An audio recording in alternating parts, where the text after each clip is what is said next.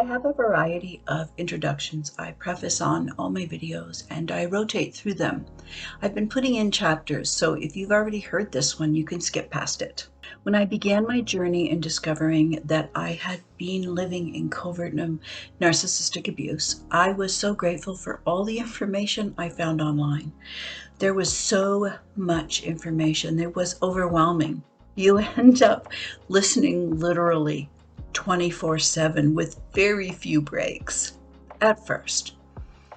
I think it's that us victims are trying to come to terms with the new reality that we've just been plunged into. Those research videos, they become like an IV line. They help us maintain our equilibrium in a new world, a new unknown world that's really dark and scary. For me, it was like I could not unhook from them. It was a way to force my brain to accept this new reality, one that I did not want to be in. They kept me sane. But eventually, you accept, at least a little. And then there's another phase you move into, your own personal experience. With all this information that's out there, I discovered an absence of personal experiences.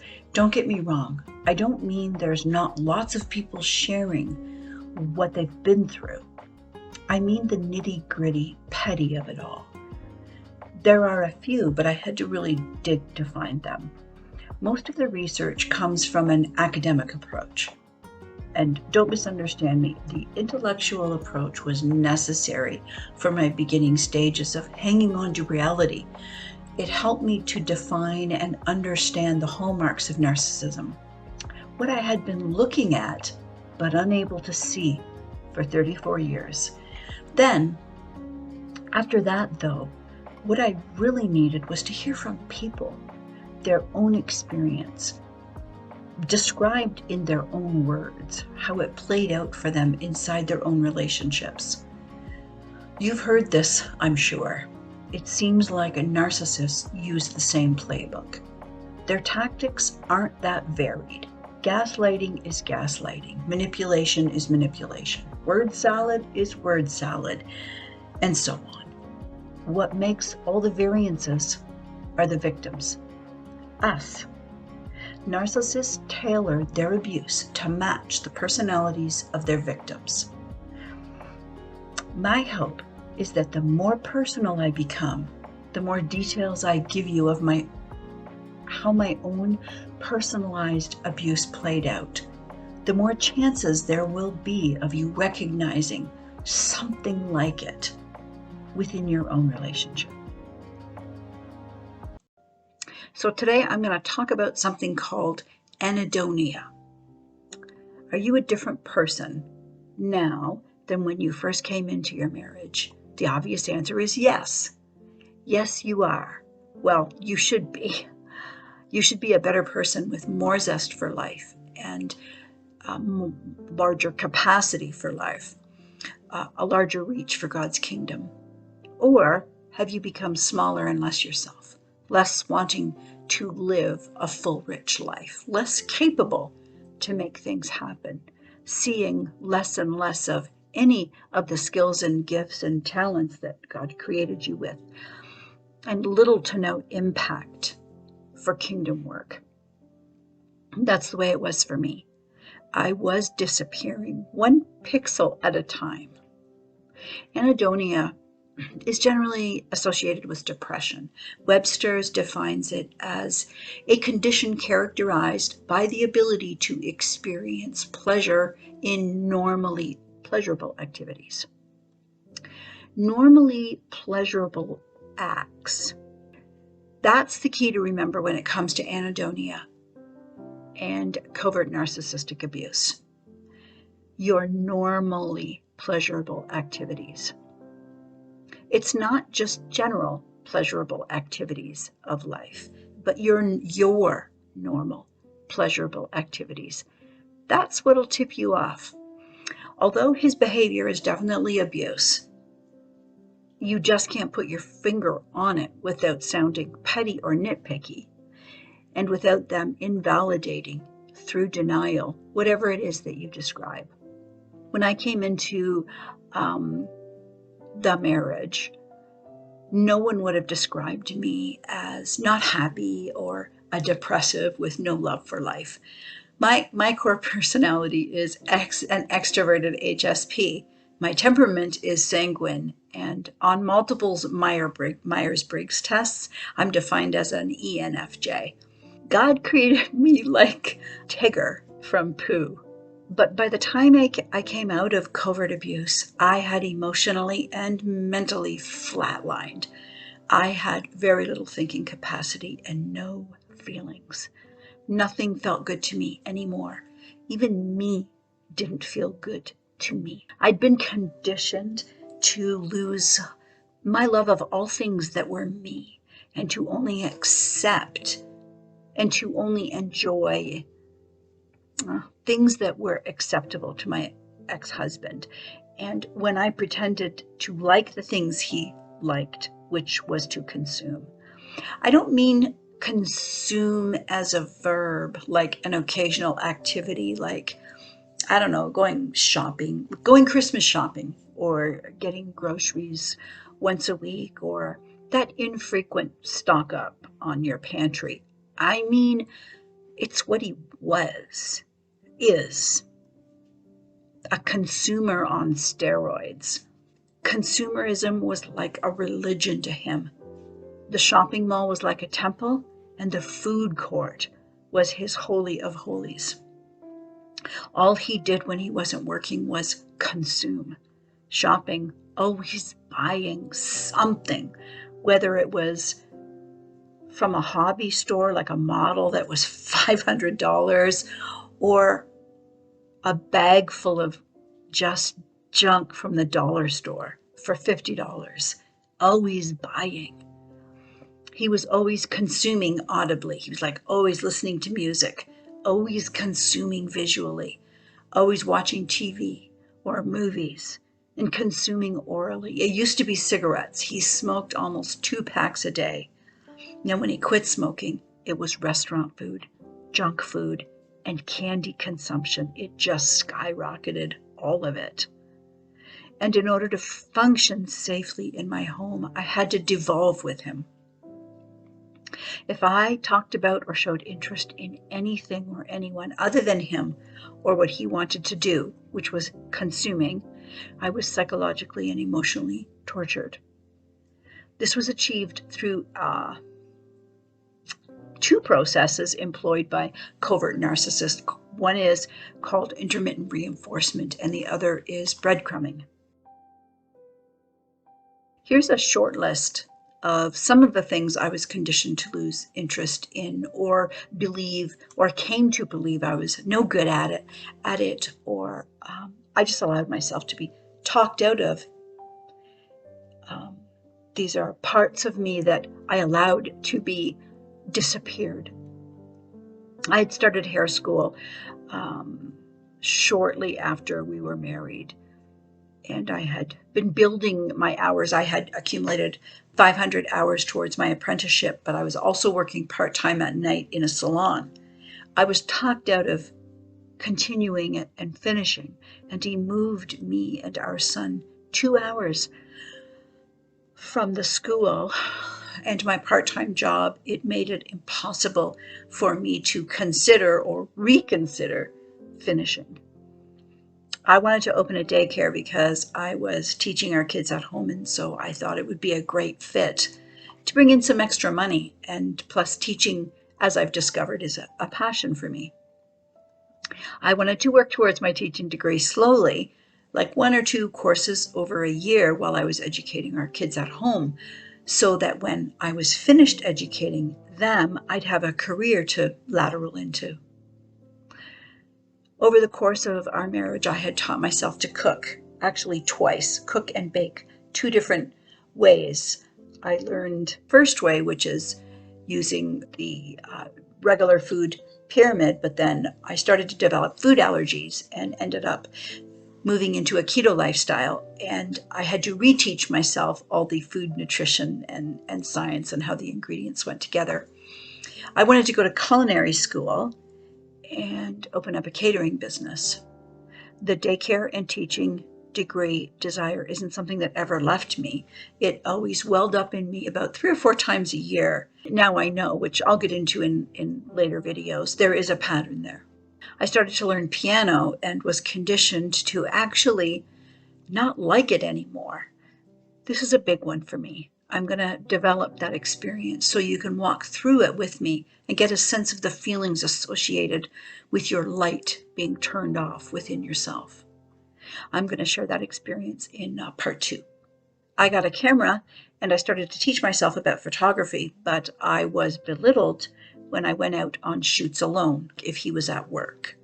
I was chided for not waiting for him to take me, and he made it sound like I had hurt his feelings or done something to purposely ignore him. Or when I joined a meetup for photography groups to try and learn more, I wasn't allowed to join one that had any kind of cost involved. Or if I wanted to join one that had got cost involved, I ended up being given a really hard time every time I went. I got a sewing machine and tried to sew, but whenever it came to buying fabric or patterns or anything to do with actually sewing a project, it became a really big deal for him to purchase anything for this hobby for me. How did I not notice myself disappearing? How did I not feel it? If I'm honest, I don't know. You know what I do know, though? I know that I didn't ask for it or want it, and I know I'm not responsible for it. But there's a hard truth. Even though it's not my fault, it is my problem. You might not want this problem, but you're responsible for your own healing and growth. Stewardship of your own life is your problem. If you're listening here, that means you know something's not right. You can feel it. You think you might have gotten trapped by a predator somehow. You need to know how and why he was able to target you, capture, and consume you, until you're able to make that mental shift and take responsibility and steward your emotions and heart. You're going to stay his victim. The thing that kept me blind was trying to figure out him, not me. I focused my head on analyzing what he was doing to me, the wrong he was doing to me. Throughout all the conflicts and fights, I believed if I could figure it out, I could make it stop. Instead of focusing on how I felt and why I felt it. It would be real easy for me to look back over this list of hobbies and interests that were me and get down on myself and blame myself for being so foolish, silly, stupid. But you know what that is?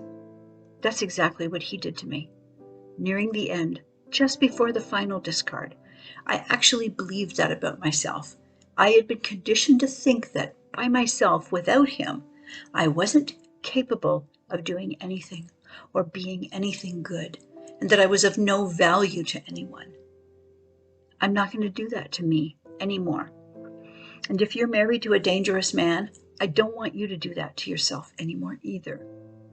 My focus shifted when I stopped asking, why is he like this? How come he can't see how unfair he is? Why can't he hear me? How come he can't see how much he hurts me? What is wrong with him? Something is wrong with him, evilly wrong. But that's the wrong focus. When my focus shifted from him onto me, and I know it sounds counterintuitive, like I'm blaming myself, but that's not really what it meant. This mental shift enabled me to ask a different question. How could I have allowed this to happen to me? Why couldn't I see it? What's wrong with me? That was my first aha moment. I happened to be reading in 2 Timothy 3 and discovered in a new way that these were the traits of my ex-husband that he had been displaying. It was slow at first, sparse in the beginning of the marriage, and you just don't see it. But now, on the other side of it, being out of the abuse, this is what I was experiencing from him. I think in my guts, deep down, I knew something. But because I had been so focused on the rotten fruit he displayed, more and more as the years went by, the proof of it is in all the memories from 34 years that have been flooding me on a daily basis for the last year and a half since I've been out of the abuse. As I was reading 2 Timothy 3, it felt like the Lord was impressing this on me. And I said to God, I've been watching him turn into that. Why are you showing me that now? And then I just knew. You know what it's like, don't you? You know. 1 minute you're in confusion, and then you're not, and you just know. That's revelation. And my eyes just floated down to verses 6 and 7. And after I read them, I was like, wait, what are you saying to me, Lord? I felt stupid and foolish and silly. I felt extreme shame. And then, just like the Savior that God promises he is, he said, you understand this verse wrong. It doesn't mean stupid or foolish or silly or dumb or unintelligent. It means naive and gullible, unskilled, untaught, untrained, unprotected. It was one of the sweetest times I had ever experienced when he opened up truth to me. So, first of all, I want you to notice that God isn't like an abuser. He didn't push me and trick me into reading 2 Timothy 3. He waited until I went first, and then he showed me. God doesn't condition us so he can manipulate and control. He illuminates the truth. He wants us to see the truth that he saves. An abuser is the opposite. My ex-husband did the opposite of illumination. He conditioned my emotions in order to manipulate. And it's all just below the radar, so it's impossible to detect because it's hidden from you on purpose, like those ones that worm their way into your life and space through your mind, wolves in sheep's clothing. When you're conditioned, it means your behavior is being modified. In his book, Atomic Habits, James Cleary breaks this down superbly, scientifically. The process of restructuring and renewing the pathways in your mind. It's a fantastic book. And the concepts are stellar. When you're doing it for yourself, for you, it's a completely different story when someone else reads Atomic Habits and they're employing these strategies on you for themselves. A dangerous man will not share or contribute or compliment, acknowledge, or celebrate your happiness. They're pathologically envious of your bright personality and happiness, any achievements or success you might have or be working towards. When you're a sheep married to a wolf, the only way this marriage, your marriage, has survived and will continue to survive is through abuse. You must allow him to feed off of all of your goodness and diminish all of your good feelings. You will disappear because you're not healed and whole. You're not wise to the truth of the evil that surrounds you. You're untrained, unskilled, and untaught, and that leaves you open and vulnerable. Because those who should have trained you in your feminine strength and power that would have protected you from wolves in sheep's clothing, they didn't educate you on the reality of evil.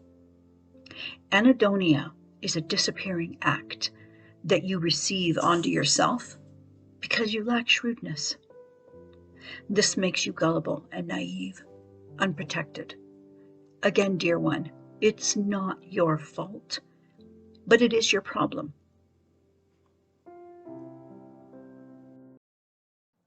Closing thoughts. First, shh.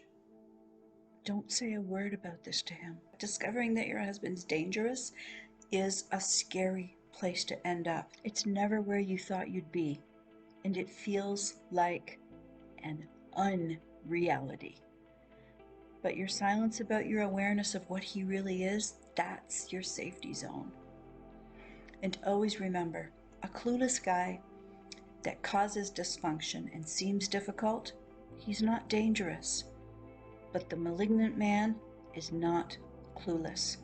He just pretends to be difficult and dysfunctional so that he can hide how dangerous he is.